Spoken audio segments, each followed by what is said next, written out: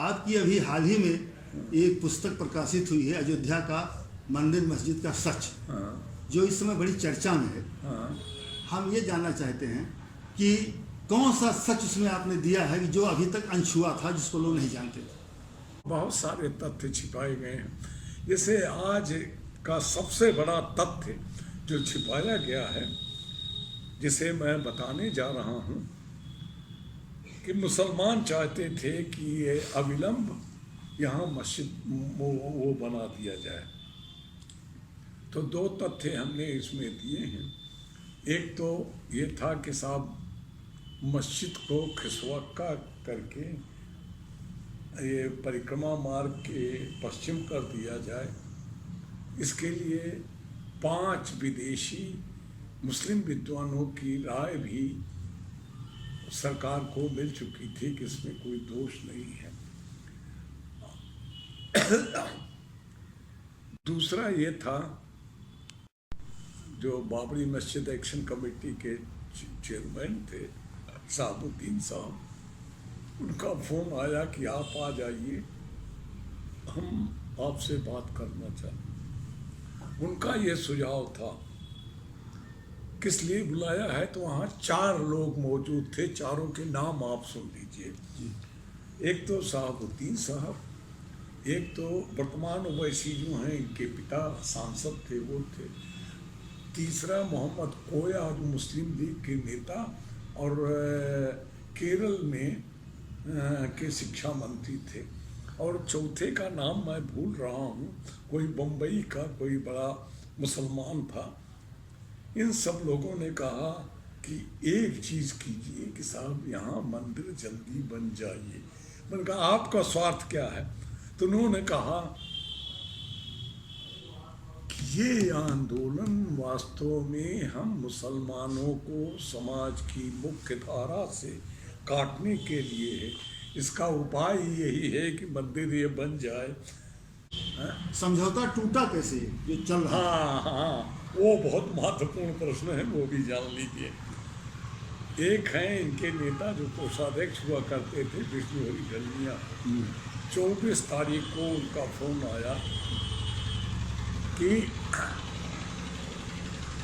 उसका ट्रस्टी हमको बना दीजिए। मैंने कहा था, गोरखपुर के वासी होने के कारण अवैधनाथ तक उसके ट्रस्टी नहीं बन सके।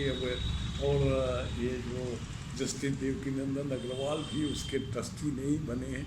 अयोध्या में जिसको कहिए वो सब बन जाएगा, लेकिन तो कहा ये कैसे जो है, तब ये जो है उन्होंने कहा कि वो कागज पत्तर भेज दीजिए। हमारे वो लक्ष्मीकांत झुंझुनवाला जो हमारे रिश्तेदार हैं वो कल ले करके आ जाएंगे। 25 दिसंबर 1987 का ये है। वो कापी ओपी 5 बजे सवेरे मुझे जगा करके और वो दिल्ली पहुँचे मॉर्निंग फ्लाइट से। तब वहाँ विष्णु हरि डलमिया मौजूद थे, जो RSS के सरसंघ चालक थे उस समय। फिर ये क्या बात है, तो विष्णु, अरे आपको नहीं मालूम, आप अपने अखबार देखिए जिसमें लिखा है कि साहब कांग्रेस तो मजबूर हो गई और जो है कि साहब ये मंदिर बनने जा रहा है और ये होने जा रहा। उनको अखबार दिखाया तो कहा अशोक सिंघल को बुलाओ। अशोक सिंघल को बुला करके उन्होंने बड़ी लानत बगावत की और कहा खबरदार मंदिर नहीं बनेगा। राम के 800 मंदिर हैं, एक और बन जाएगा तो 801 हो जाएगा, लेकिन मंदिर बनने के बाद किसने बनवाया ये कोई नहीं पूछता। लोग पूजा पाठ तो जरूर करते हैं, और हम ये राजनीति के लिए जो है इसे कर रहे हैं दिल्ली की। और अशोक सिंघल से कहा कि तुमने इस हमारी राजनीति की पीठ में छुरा मारा और खबरदार ये मंदिर नहीं बनेगा। उन्हीं अखबारों में ये भी छपा है कि mister Sheetla Singh is the close confidant of the UP chief minister. Going to the secretary of the trust, कहा आप इससे फौरन अलग होइए। तो पहला बयान फिर ऑर्गेनाइजर और 5 जन में ही आया कि अभी इसका सैंक्टम सैंक्टोरम माने गर्भगृह कहाँ पर होगा ये तय नहीं है। और दूसरा जनवरी में उसका लगभग 1 महीना बाद आया कि शीतला सिंह तो लेफ्टिस्ट बैकग्राउंड के हैं, इसलिए हम उस पर बड़ा विश्वास नहीं कर सकते, इसलिए हम अलग अलग हो गए।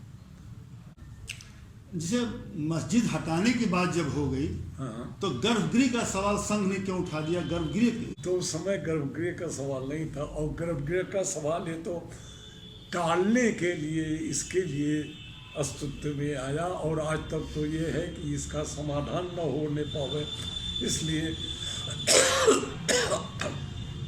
अयोध्या में कोई मस्जिद होनी ही नहीं चाहिए। कोई नहीं बताते कि 26 मस्जिदें जो हैं उनका क्या होगा, जिसमें 8 सर्विंग हैं उनका क्या होगा। भविष्य में जो मुसलमान रहेंगे तो उनको पूजा स्थल का मौलिक अधिकार जो है बना रहेगा या ख़त्म किया जाएगा, और ये ख़त्म नहीं हो सकता। ये सब सवाल क्यों नहीं उठते हैं? ठीक। जी।